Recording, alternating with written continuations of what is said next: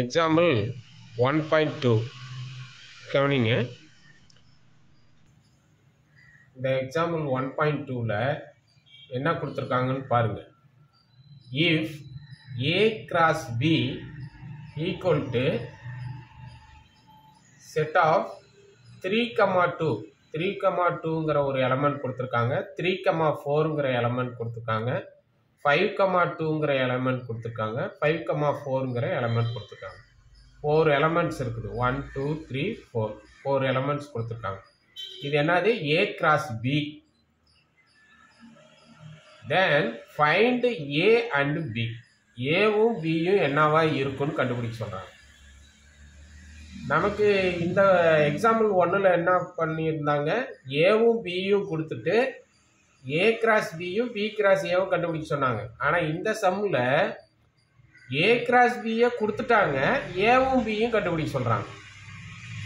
இந்த எக்ஸாம்பிள் 1ல எப்படி கொடுத்துருந்தாங்க, ஏவும் பியும் கொடுத்துட்டு ஏ கிராஸ் பி கண்டுபிடிக்க சொல்லியிருந்தாங்க, பி கிராஸ் ஏ கண்டுபிடிக்க சொல்லியிருந்தாங்க.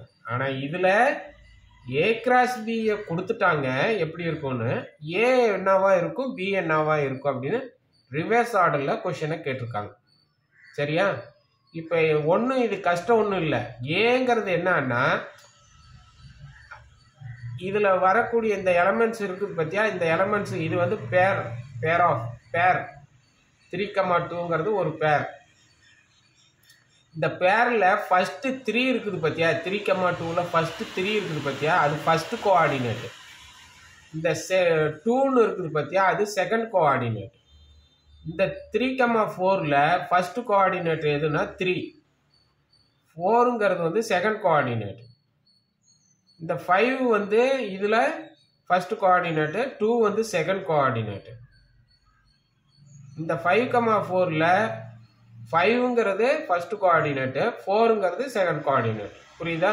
அப்போ ஒரு பேர் இருக்குன்னா அந்த பேருக்கு ஃபர்ஸ்ட் கோஆர்டினேட்டும் செகண்ட் கோஆர்டினேட்டும் இருக்கும்.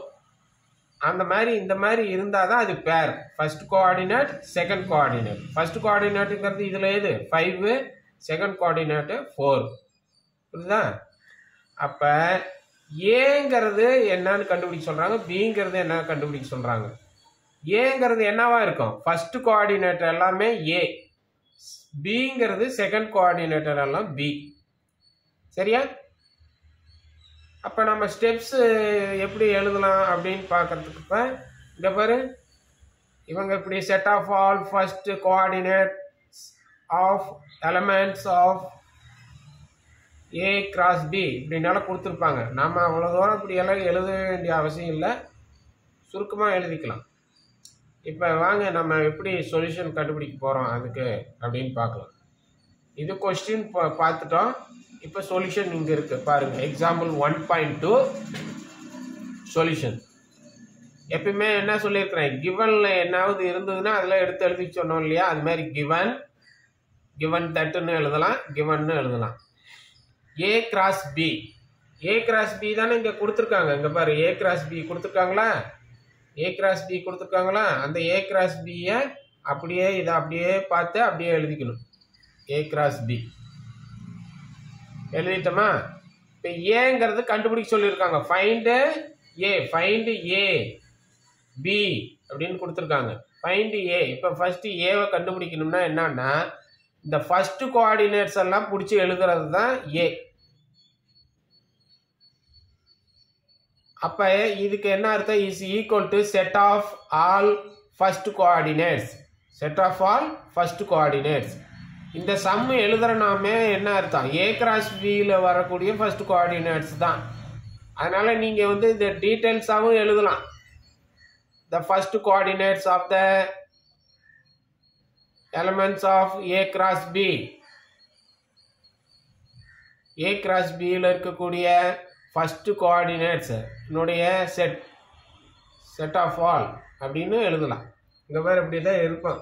Set of all first coordinates of elements of A cross B அப்படியே எழுதலாம். ஷார்ட்கட்டில் இப்படி எழுதிக்கலாம். ஃபர்ஸ்ட் கோஆர்டினேட்ஸை தான் இப்போ இதிலிருந்து எழுத போகிறோம். எதுலேருந்து எழுத போகிறோம், இதிலிருந்து தானே எழுத போகிறோம். அதனால் அதெல்லாம் டீட்டெயில்ஸ் தேவையில்லை.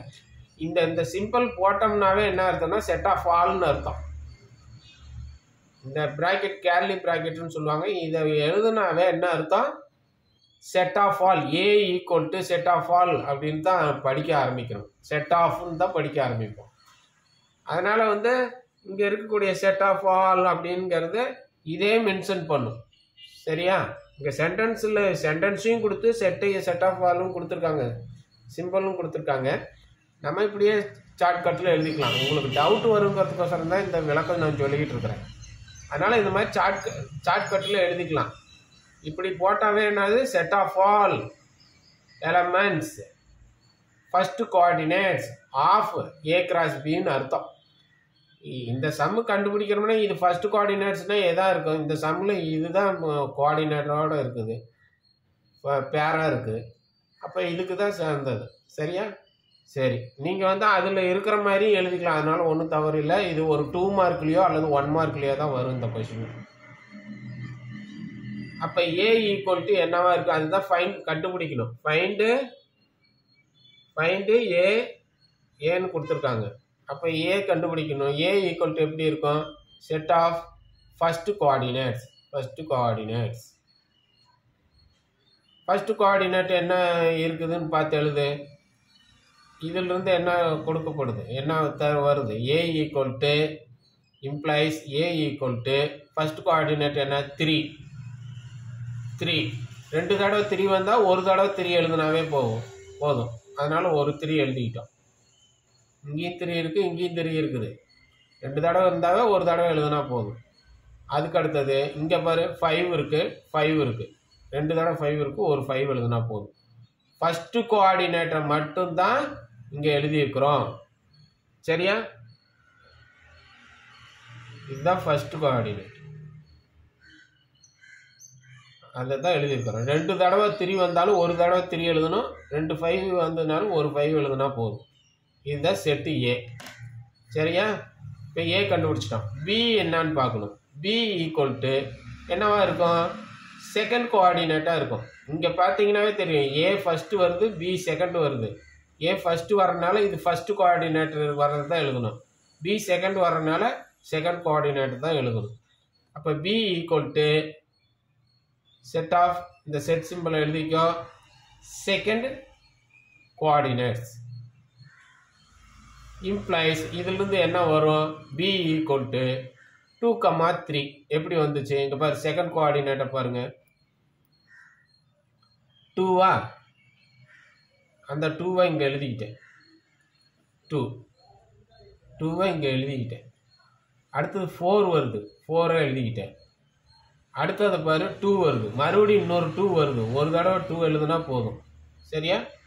அப்புறம் மறுபடியும் 4 வருது, ஒரு தடவை 4 எழுதுனா போதும். 2, 4ங்கிறது என்னது? இந்த 2, 4 என்னது? Second coordinate.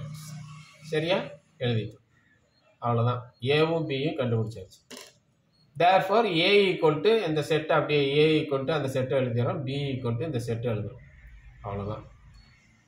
சார் நான் இவ்வளோ டீட்டெயில்ஸாக எழுத டைம் போகும் சார் அப்படின்னா இங்கே இப்படியே எழுதிட்டு போகலாம். நீங்கள் இந்த கிவனில் இருக்கிறத எழுதிட்டு ஏ செட்டோட இதோட முடிச்சுக்கலாம். தேர்ஃபோர் போட்டு இங்கேயே முடிச்சுக்கலாம், தேர்ஃபோர் போட்டு இங்கேயே முடிச்சுக்கலாம். இப்படி எப்பயுமே ஒரு கொஷின் இருக்குன்னா அதுக்கு ஆன்சர் பண்ணுறோம்னா சொல்யூஷன் எழுதணும், கொடுக்கப்பட்டது கிவன் எல்லாம் பார்த்து எழுதணும், அப்புறம் அதனுடைய சால்வ் பண்ணுறது எழுதணும், கடைசியில் ஆன்சர் எழுதணும். தேர்ஃபோர்னு போட்டு எழுதணும் கடைசியில். அது வந்து அந்த கான்செப்ட் புரிஞ்சுக்குங்க. சொல்யூஷன் எழுதணும், கிவன் எழுதணும், கிவனில் இருக்கக்கூடிய இதெல்லாம் எழுதணும், அப்புறம் நம்ம டெரிவேஷன் பண்ணுறதெல்லாம் இருக்கணும். லாஸ்ட்டில் கண்டிப்பாக என்ன செய்யணும்? Hence the answer. ஹென்ஸு எவ்வளோ வருது? தஸ். கடைசியில் எழுதுகிறப்ப அந்த மாதிரி எழுதுவாங்க. இங்கே பாரு தஸ்ன்னு இருக்கா? டஸ்ஸு, ஹென்ஸு, தேர்ஃபோரு இந்த மாதிரி போட்டு கடைசியில் எழுதணும். கடைசியாக என்ன ஃபைனல் நெட் ரிசல்ட் என்ன கிடைச்சதுங்கிறத எழுதுகிறப்ப தேர்ஃபோர்னு இப்படி போட்டு எழுதலாம், தஸ்ன்னு போட்டு எழுதலாம், ஹென்ஸுன்னு போட்டு எழுதலாம். பாருங்க ஹென்ஸுன்னு போட்டுருக்காங்களா? இது மாதிரி எப்படி வேணாலும் உங்களுக்கு என்ன தோணுதோ அதை எழுதிக்கலாம். இதனுடைய ஆன்சர் இதுதான். இது 1 மார்க்கோ 2 மார்க்கில் கேட்பாங்க. இப்போ இது எப்படி சார் இது ஃபர்ஸ்ட் கோஆர்டினேட்டுன்னு எப்படி சார் சொல்கிறீங்க ஏவை அப்படின்னா, ஃபர்ஸ்ட்டில் இருக்குது பார், A cross B. A into பியில் ஏ கிராஸ் பி ஃபஸ்ட்டில் வந்திருக்கிறதுனால ஏ ஃபஸ்ட்டில் வந்திருக்கிறதுனால ஏ செட்டில் இருக்கிறதெல்லாம் ஃபஸ்ட் கோஆர்டினேட், பி வந்து செகண்டாக வந்திருக்கிறதுனால பியில் இருக்கிறதெல்லாம் செகண்ட் கோஆர்டினேட்ஸ். கோஆர்டினேட்ஸ்னால் சொல்லிட்டேன் உங்களுக்கு, இதான் ஃபஸ்ட் கோஆர்டினேட்டு, இது செகண்ட் கோஆர்டினேட். அதே மாதிரி புரியுதுங்களா? ஓகே.